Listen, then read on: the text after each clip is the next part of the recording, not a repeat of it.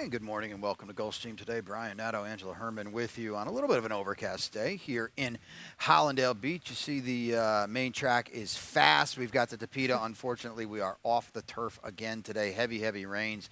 Non-racing days early in the week, so we're still kind of paying the price there. Hopefully we'll be back tomorrow with a good feature on the turf, but a lot to look forward to on a good 9-race card, and the Rainbow Six is moving up there as well, 275 in the gross jackpot guarantee. Right. Lot to look forward to a little later in the sequence than yesterday. We have 9 today, so that pick 6 kicks off in the 4th. And I saw some price possibility early on in that sequence and early on in this card overall, and the complexion only gets a bit muddled more by being off the turf. Yeah, we didn't lose a lot. That's the beauty of the Tapeta. The one race that did come off turf didn't lose anybody, so we'll get to that in a second. Early pick 5 in the opener, right around 12:40. We'll take a look at my ticket. I reworked it a little bit with a few of the scratches. We lost a couple in the first 2 races. You can see I'm spreading, though, in race number 3. The single is my Chutzpah. I'm going to put that one on top. Kind of a tricky race there in the maiden special weight division. In race number 4, 3 deep with Built Different. We've got a replay coming up, and then Drinks on Me down inside for Edgar Baya. He had 2. He's going to run just 1.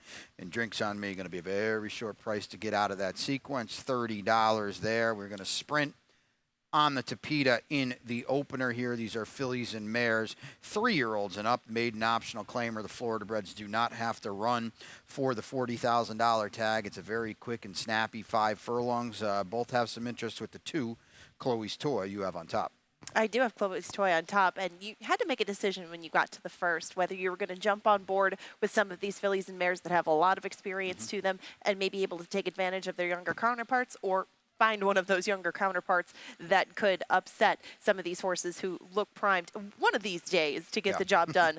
But Chloe's Toy was the option that I took because of her speed. She's shown speed on the turf that's going 5 furlongs, but I would think that would translate well enough. She does inherit the rail, which I don't love, but Chloe's Toy still I thought would be in control of this race early on, and that might be the key, I think, to clearing some of the traffic behind her. Some of the less experienced horses towards the outside may have more to encounter in that department. Yeah, we scratched the 1 so she'll be the inside, as Angela said. I go to the 7, Face the Music. Let's bring up the stat here for Saffie Joseph Jr. Second-time maiden here has been a pretty good stat here. On the Tapeta, 32% on a runner that's well-drawn and ran pretty well from a tricky draw on debut. She ran fine. She ran 3rd that day, beating a couple of lengths. I didn't see her really move forward the way that I would want to, especially if she's going to cut back a little bit in distance and go to 5 furlongs. Wanted to see a little more giddy up to her, but I used her underneath. I think that she fits well enough and obviously has shown that she can do this sort of thing to be in the mix. Now, he has a firster in here as well named Sayonara's Sister. And seeing some of the blood that she's related to and seeing some of the works that Sayonara's Sister has put in, what do you make of her in the first? Yeah, daughter of brethren. She's okay. You know, Saffie, there's a lot of works here. A couple of them are pretty snappy as well. And, you know, she's in for the 40, which is interesting. I typically lean toward the experienced runners with him. No, that's fair enough. And, I mean, she didn't have to be in for the tag, but she is, whereas her Florida bred stablemate is not in for the tag. Read into that what you will. Feline is underneath for you, and Arundel has been going very good of late. Early pick 4 time here in the second. We route on the Tapeta in this optional claimer for the State Breds, and you've got a ticket. I did have a scratch out of this second race that changed things around, so it's just down to 1-7. I did take Kitty Quick on top. We'll talk about both of these D'Angelo runners in just a moment. 2, 5, and 6 in race number 3 for me. I had to spread out a little bit there because I used a couple of firsters, and I had to use one experienced horse. I used your top pick, but mine is the other firster, Burn Away. Race number 4, I did spread out 1, 4, 5, and 6 for me. This one could go a number of different ways now that it's off the turf as far as a pace goes, and admittedly, my top pick in there would have been a preference for me on the grass, but she is my long shot, so I'll stick with her. And 1 and 5 rounds out that ticket for me. That makes it a $24 investment if you follow along in the early pick 4. I like it, and we'll get to this race. As Angela alluded to, She's a Joy is out of race 2. Very few scratches on the card, but she comes out. She was in my ticket, but she is not anymore. Kitty Quick, well drawn to the outside.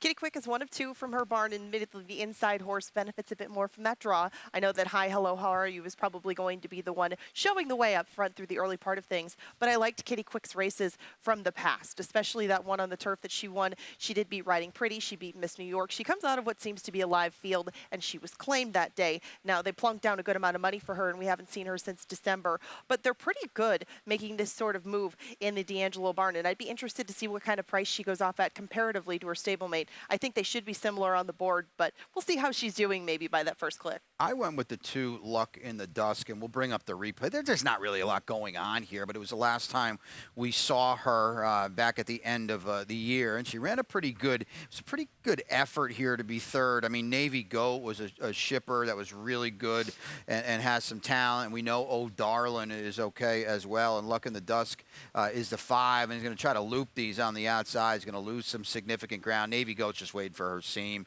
and she's going to burst through it when she gets it. But, you know, Luck in the Dusk, she does have a layoff to deal with, but she's going to end up tipping out about 5 wide here as the winner's going to come through down on the inside. And, you know, this was also her first start against winners. I thought she ran pretty well, and you can ask yourself, you know, where's she been? Spotting some experience and some recency, certainly, to your pick, and all of them, basically. Well, certainly not to my top pick, Kitty Quick. They're both in a similar sort of position. Yeah. I thought the price would be a lot better on Kitty Quick, so I decided I would try to beat Luck in the Dusk. But points that you mentioned are very valid with her, and she is a nice filly with a bright future. I just thought maybe today I'd give her this one and maybe see if down the road is the better time to play her, maybe at a better price. Right. The other D'Angelo down on the inside. Hi, hello, how are you? Got Say that talent. 5 times fast. I know. She's got some talent as well, and she was okay last time stretching out. Yeah, she stayed on pretty gamely for second behind Sherilyn Gogo. We've seen some of the horses that came out of Sherilyn Gogo's race and some of her previous races come back to make some noise at this level, and she ran well enough last time, I think. If they even let her go slower, I don't know how they could. That was very pokey, yeah. But if they do, and she gets even more comfortable, maybe she has that conditioning behind her now to hang on all the way. Yeah, eligible to improve with that route behind her. The third is a state-bred maiden special weight for the 3-year-old fillies. We go 6 furlongs on the main track. Couple of firsters in here. We're on both of them. You're on the 2. Yeah, I guess that we weren't blown away by enough that's right. run already in this race, or thought it wouldn't set up very favorably for them. I think that Mama Maria last time had the ideal setup. I think that some of these other ones have races that fall into that category, so I went with Burnaway. I did go based on a work that I saw in some of the work patterns since then, but Burnaway was much the best of a set of 3 on March 11th. She very professionally went by on the outside. She doesn't necessarily have the numbers as far as breeding and even with the Fox Barn to get the job done at first asking, but what she showed as an individual trumps that for me. I think I'll get a fair price for her. I did use your horse in second. I think that one of these two has found the right field to debut against. No, I think what Angela's putting down, I'm picking up on, because the afternoon runners that we've seen in here, I mean, you look at Mama Maria, 20 cents on the dollar, 40 cents on the dollar, even money. Gets hard to take. Yeah, and not only that, she's never been close to winning either. I mean, it's like, come on, have a little imagination. People, my chutzpah for Dave Brady on debut. You know, the Dam won her debut by 6.5 lengths. They paid a lot of money for her as a 2-year-old in training. Haven't seen her, but, you know, again, first-time starter. Very fair. And if you take, you know, one of two angles, whether you've watched them or whether you trust the connections that picked her up in a spot where she would be able to fire early, they're both pretty good angles, and that's why I used them 1-2. I completely get it. And use Principia underneath. Good check getter. Doesn't matter really where you put her or even how long or short you run her. She seems to run a similar sort of race. So if verticals are more your thing, she's not a horse you can toss, but probably not a horse you can trust on top, but she should be a healthy price. Yeah, I agree wholeheartedly with that. 3 down, 6 to go on the 9-race Friday card. When we come back, $275 in the rainbow, and I'll have a ticket.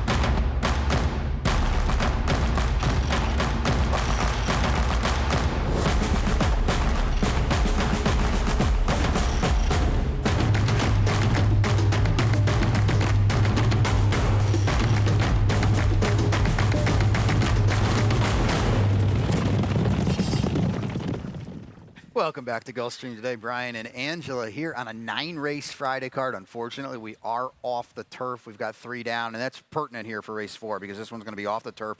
We'll keep at the mile and 16th on the Tapeta. 3-year-old fillies or fillies and mares 4 and up, which have never won 2. And again, kicks off the Rainbow Six, 275 in the gross jackpot guarantee. We'll take a look at my ticket, $36 on a little bit of a rework. This one kept intact for me in race number 5. I go 1-5 in that order. Drinks on Me is going to be a very, very short price, but I did use the 5 as well. Island Magic, the spread is in race 6, and that kicks off the late pick 4 as well. Number 7, More Than I Can Handle, my long shot on the day. 71 in race 7, Diamond Cool to the outside, Local Abario to the inside.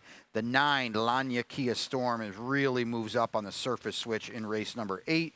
3 deep in the finale with number 7, Kit Can Run, which is to be determined so far, but oh my, we'll have that one that was good on top in the finale to get out of the card here today. But back to race 4, and again, unfortunately, we are off the turf here as I do a little pest controle, and mile and 16th on the Tapeta here. Artifact, you're sticking with Artifact, right? I'm going to stick with Artifact because she was my long shot, and I just didn't love anybody enough in this race to take one of the more formful horses, at least on the turf. I mean, admittedly, she was a horse that I was looking forward to trying this condition on the turf, moving down in class, even though she was going to face elders. On the Tapeta, she's kind of a missed bag because when we've seen her on the Tapeta, she didn't have Lasix at the time. She was much younger and a different horse than she is now. What she has to bring to the table in returning to that, we have yet to find out. The price will be good enough to find out, but I can't stand solidly enough behind horses that are going to be 5-2 and 3-1 in this bunch. They don't have necessarily any credentials to back it up. I just think it should be a much more even board than it will be. So might as well take a long shot and see if Artifact can wake up maybe on the surface switch. Yeah, Antonio Sano got a win yesterday, and he does well in these kind of spots. Let's bring up the replay of Built Different last time. She is the 3 horse, another Jose D'Angelo horse that I do think benefits moving over to the Tapeta. She had okay turf form, but I think on the Tapeta, she's a major player in here. You're just going to see her idling, entering the far turn, and this is on the Tapeta as well. So, she got held up a little bit there while everybody else kind of had first run, and the winner ends up swooping here. She's going to go to the outside.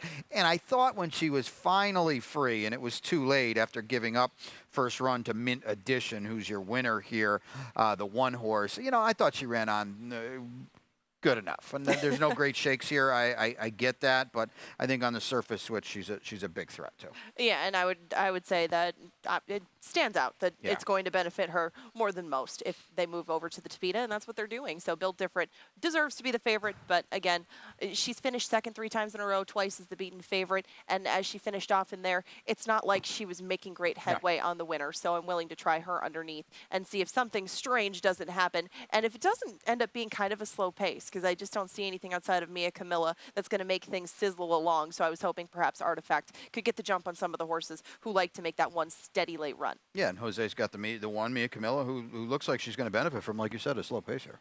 Yeah, I don't know if it'll be slow. I just think it'll be tepid enough where it could take some of them out of their game. But this was one of the most tough ones to get through, I guess, with a definitive opinion. I think a lot of people are going to spread in here, so if you do find someone you love in the 4th, that could make a good separator in a lot of those horizontals. Yeah, tricky race to kick off the Rainbow. The 5th is maybe not as tricky, at least to some people, to kick off the late pick 5. We are sprinting on the Tapeta here, fillies and mares, 4-year-olds and up. Now the tag is 10. Angela's got the pick 5 today. Yeah, I do have the late pick 5, and I wanted to single Drinks on Me, but she's been off since February, and she drew the rail. That's the only reason that I don't single her. I get the price, I get that, but the rail was just, I don't know. I mean, everything has to go exactly right in these short little races, and it doesn't necessarily from the inside. We'll delve more into that in a moment. 1 and 6 for me, that's the exact order that I have them in the 6th. In the 7th, I went 3, 4, and 7. That's how I like them. We see the same single, which I think is aided from the surface switch more than most, and I don't know if we're even going to get 7-2, maybe 5-2 on the 9 in race number 8, Lana Kia Storm, but in the last, I just narrowed it down to a couple.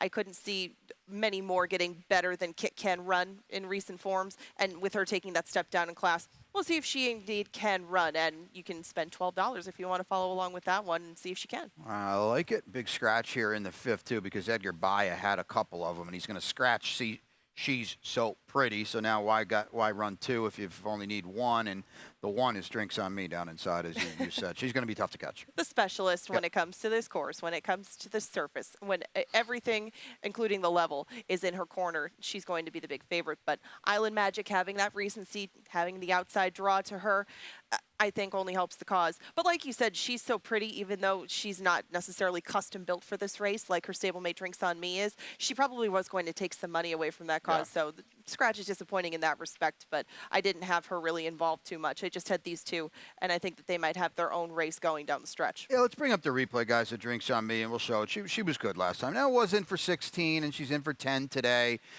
She's the 7, and Nadine's the 5 at 6 to 5, and Nadine's going to end up finishing 6. So, I mean, Drinks on Me did it the hard way. She's going to get nailed by Foxy Lady. She did not want to let her by, and I think this was a commendable effort. The issue, Angela, is a potent barn that's 31% off the claim, grabs her for 16, and now she's in for 10.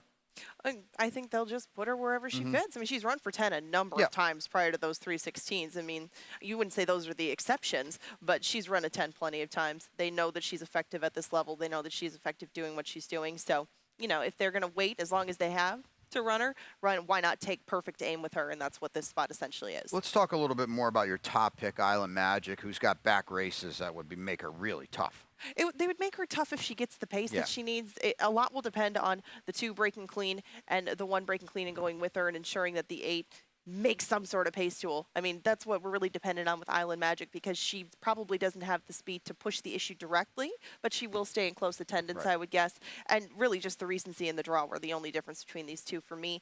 I don't know how far apart they're going to be on the board. I don't think you're going to get value necessarily with Island Magic, but I think for what they bring to the table, she'll probably be a fair price, so I lean that way. Hey, Paula drops, and she'll be closing. She'll be closing late. She pulled it off a couple of back. Those were condition claimers. This is an open bunch. And she found a particularly salty open bunch, so take nothing away from Hey Paula and the recent form that she's put up on this course especially. She's another one that adores it.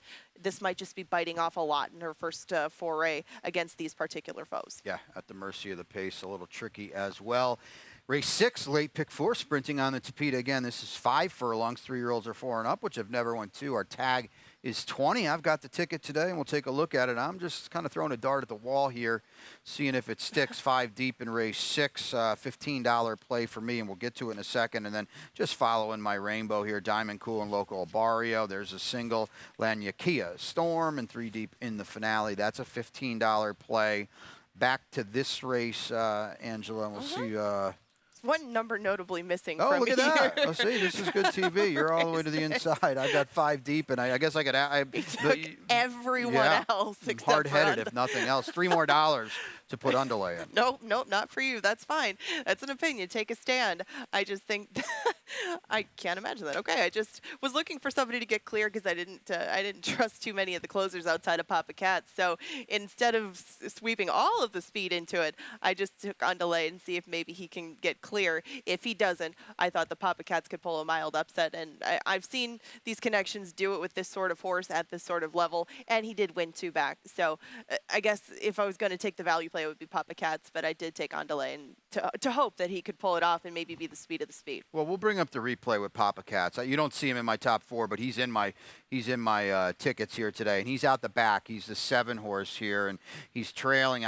I have him about 10 wide on the far turn here. Look at this sweep, and he loses some momentum here, and he is way out there, and he's going to level off a little bit, and he ended up rolling here. I mean, it was way too late. You could make an argument he just passed a bunch of stragglers. I understand it all, but you know, going way wide on the turn is not going to help him. First start against winners too. Yeah, handled the task actually a lot better than it looked on paper. I'm glad you showed that replay because that's what you see with Papa Cats, and it is a lot better when you see it in action. So without that much to go around, and with some likely pace to his inside, Papa Cats made as much sense as anybody. So I did use these 2 on my pick 5, and I think that I don't know. There's going to be a lot of little things that make a big difference in this one. 3 is scratch, and that helps your pick a little bit because he had a little starch, at least maybe chase and keep him honest. My long shot in here, and maybe we use that term loosely in here, is the 7, More Than I Can Handle. He's well drawn. He cuts back. Paco's going to put him in the race early. More Than I Can Handle. I don't see that as much as you do. I don't know if he can keep up with the rest of these. I mean, going back from 1 16th to 5/8, you'll find out very quickly if he's going to be able to keep up. You'll know what you're going to get with him. His best races do come while he's on the front end, and that's very hard to imagine with at least Andale in there, among others. But You'll get a prize. Yeah, he won't be on. Definitely won't be on the lead today on the cutback. Late pick 3 time in the 7th here, and it's a good one. State bred allowance runners and a 1X. These are 3-year-olds, just 3-year-olds. They're 1X, as I mentioned, and we're all over the place here today too. Cozy, Cozeras, all these tricky Purple Haze horses. Terry Pompey.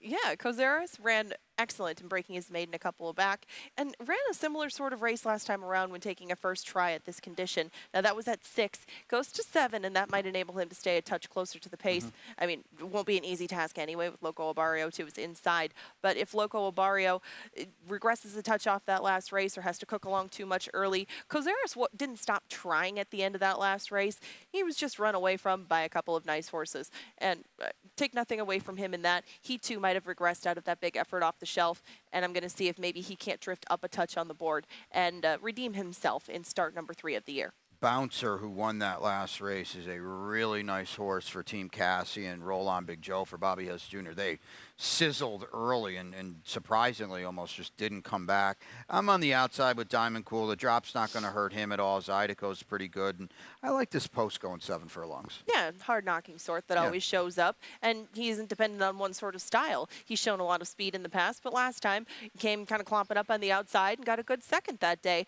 Showing new dimension as he matures will only help, and the outside draw definitely aids that cause. So, I mean, Diamond Cool gives Panici options. It's just whether or not he's good enough to beat these at this point because he was 4th best 2 back. I just don't know how much he's improved since that time. It looks like at least a touch when he went over to Tampa. We'll see if he can carry that back here. Big John drops for Jorge Delgado and Joey Colonna, and he's not impossible. Rare you get this barn at a price. It is very rare, yeah, and for a horse that usually gets a lot of checks and does so at decent prices, I used him underneath in the mix. Need some things to go his way, might need a little bit of a meltdown, but at least you know what you're going to get with him, and that's usually at a healthier number, like you said, than the barn will ever be. If we get a pump fist from Dennis, we're doing something good, I guess. So, Okay. Off the turf for the 8th. The late double kicks off here, and unfortunately, again, we're off the turf. Hopefully, we're back on it tomorrow. We go to 1.70 miles here on the Tapeta. We are optional claimer for the Florida breds in this spot, and I don't think it's any surprise that we both now land on Lanya Kia Storm. The surface switch is huge. Yeah, I don't think the fist pump was for this. We're looking at something like, I don't know, a 9-5 horse that we both landed on. But she ran so well last time, and it looked like there was something left in the tank on that March 29th race. And that was on the Tapeta. Prior to that, she had run well enough on the turf. She was my pick on either surface, but I like where she drew. I don't mind the scratches moving her in a little bit. She can be perched wherever she needs to be, and she's comfortable being behind horses. Yeah. She doesn't mind being tucked into a spot and just can get through a hole whenever one appears. All of these will really help her cause, and Perez isn't going to be under fire early to necessarily make a lot of difficult decisions. So a lot working in her favor. Unfortunately, that price is going to be a fraction of the 7-2 we were hoping for. Yeah, we scratched the 1, the 4, and the 10 here. Let's bring up the stat on Jose D'Angelo, guys, if you would, please. There's not a lot going on. Jose's so good at everything. I just want to show this because this is not going to pop out in your form, you know, with the surface switch. 21% in Tapeta routes here the past, well, at Gulfstream since we got going on the Tapeta, you know, about a year and a half ago. He does everything so well, and boy, she really moves up. And as Angelo said, the morning line is done for the turf, so those are going to get whacked around a little bit on the surface switch. You got the Judge 6? Judith. Judge Judith, not Poor for me. Judith. We don't hang out anymore, me and Judge Judith. Somewhere, Ronnie is questioning your decisions very, very carefully. Judge Judith, I thought would be the controlling speed last time. She'll be the controlling speed today. Does she hang on a little bit better? Does Cindy's song put enough pressure on her with the scratches? How much do you think they help Judge Judith, or do they not make that much of a difference? Bully for her. As the guy, I don't know it matters. I mean, listen, Judge Judith is going to make the front, and maybe she feels like sticking around. I will give her this, okay, because, you know, I like her a lot. I've used her a lot. She's disappointed me a lot, as she likes to joke. She ran okay last time. I'm not going to beat her up that much. She ran better last time. But when you're walking on 49 on our turf course, on a firm turf course, you're supposed to stick around a little bit better. Oh, I know. You're supposed to. But, I mean, Samantha had already sent off for the Judge Judith fan club T-shirts for you, and now we have to return them all. Nope. Well, I mean, just, again, reading into that what you will. He is off Judge Judith today. If you have been a fan of her in the past and you read into that sort of thing, There you go. Those shirts are discontinued. The finale, routing on the Tapeta, a mile and a 16th. Fillies and Mares 3 and up. The tag is 12-5. Let's just bring up the replay here of Love Unlimited and Cat's That Girl, and we can kind of go over it a little bit. Love Unlimited 3 wide, and Cat's That Girl is out the back with the Chickendaz colors, the familiar ones that won the owner's title at the championship meet, and Love Unlimited kind of doing the dirty work here. But Cat's That Gal is, again, on the behind here. You don't want to be there entering the far turn. She had a little bit of run. She's sifting through. Love Unlimited. I feel like Love Unlimited kind of tripped out a little bit, being that she was close throughout. She gets the jump, and you know, these are the two of the major players in here. Neither of them has to win, but at the end of the day, I thought it was a replay at least worth showing. We're both on Kit Can Run, who's going to be a underlaid price, we'll say. Yeah, one would guess so. Well, Jesus Rios rides the 2 for the thrill, but Kit Can Run is where we both landed, I'm sure, after watching replays like that, where Love Unlimited got an excellent trip and stayed close to tepid pace. You want to use her underneath, and you think that she has got the opportunity to do the same sort of thing today, then that's where she's usable. But I just kept coming back to Kit Can Run, and the fact that she was able to keep up with the group, she wouldn't pass them. Maybe dropping down in class a bit will keep her closer to the pace, not give her as much to do as far as passing, and she can follow through with one of those similar sorts of runs, and it's good enough to win this one. Yeah, I'm not going to say it's now or never, but it's now or never for Kit Can Run. This is her group, and you know, she's a big threat. We saw what Unlimited did. To her credit, it was her first time stretching out in a bit. No, that's fair, but she has done that sort of thing before and finished up similarly before.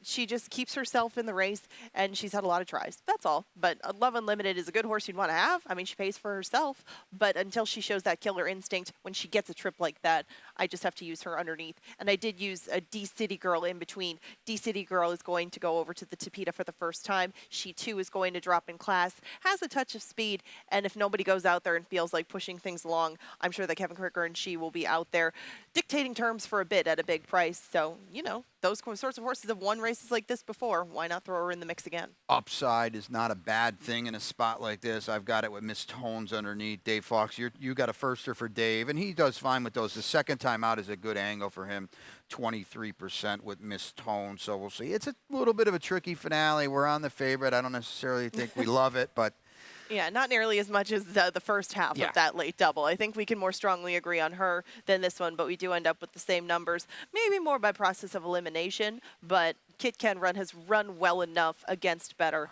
to make a big impact against this group. So just taking the logical in the last instead of trying to really be creative in making a case to beat her. yeah, and just to talk ticket construction a little bit. You know, we talked about some wide open races early on. If you want to spread and you got a couple anchors, you know. Well, right. I mean, my early pick 4 was a more expensive ticket. I did have a scratch out of there, but just saw more value there. Didn't see it as much in the late one. But if you find horses like we do in race number 8 that you can really key in on and repeat sequences, that's what you got to do when you got to play the hand you dealt.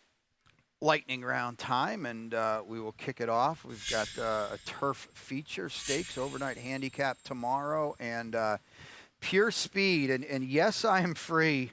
Is so fast, and he highlights the Sunny Isles tomorrow. He's so fast, we can't even show him to you. He just ran right off the screen. We couldn't find a replay that suitable. That is how fast he is, but we can't show it to you. But he will be front and center tomorrow, and he is freakishly fast for Laura Cesaris. I tongue-in-cheek joke because I didn't send it over, but he's a double winner of the Gulfstream Park Turf Sprint, Grade 3, 2 of them. She's done such a good job. That's Laura Cesaris, and he is going to be flying on the turf tomorrow. Good to see him back. That'll be an interesting race. Yeah. My old friend Chessmaster. Well, Chessmaster is interesting in there, off the claim for Mike Maker, getting off the rail to a much better post, and he's one of the few horses on the grounds, basically, that can keep Yes, I'm in free, at least in his sights. These are some of the more interesting races that you get to handicap live and watch because they draw some of the fullest fields. So, turf sprinting, some of the best on the grounds that are left. Let's go. I want to see it. Your old buddy from Canterbury, right? Yeah. Chessmaster? Chessmaster did run at Canterbury a number of times. Very, very fleet and has developed into a more versatile sort of horse than he used to be. Your best bet? My best bet today, Lanikia Storm. Okay. Yeah. All right. Yeah, I like her. I don't think we'll get anything near 7-2, No. but Laniakea Storm. Sorry about that. I would guess maybe just south of 2-1. That's about the best that you're going to get, especially with the surface switch. But she looks rock solid in the 8th. Mine is out because of the surface switch. Riveting Spirit is still running in that race against Laniakea Storm, but she, to me, is way much better on turf, so we're going to nix that because I agree wholeheartedly with Angela here that Laniakea Storm is tough at a short number long shot. My long shot is Artifact, and admittedly, preferred her on the turf, but going to stick with her in a very jumbled up 4th, to me at least, moving over to the Tapeta. I am in race 6 with More Than I Can Handle on the outside with Paco at 8-1, and then Golden Gate Fields. I know you know that one well too. It's big day on Saturday with their Gold Rush. Yes, yeah, they line up the turf stakes over there. Some horses come north, some very good horses come north for the Gold Rush, and it makes for very interesting betting. You get some horses that aren't familiar with the surface trying it out against some locals who usually go off at pretty fair numbers. So makes for an excellent betting weekend. Get a look out west to Golden Gate Fields. Check it out. The Grade 3 San Francisco Mile highlights that card. It's really Gold Rush weekend as well. They've got stakes on Sunday.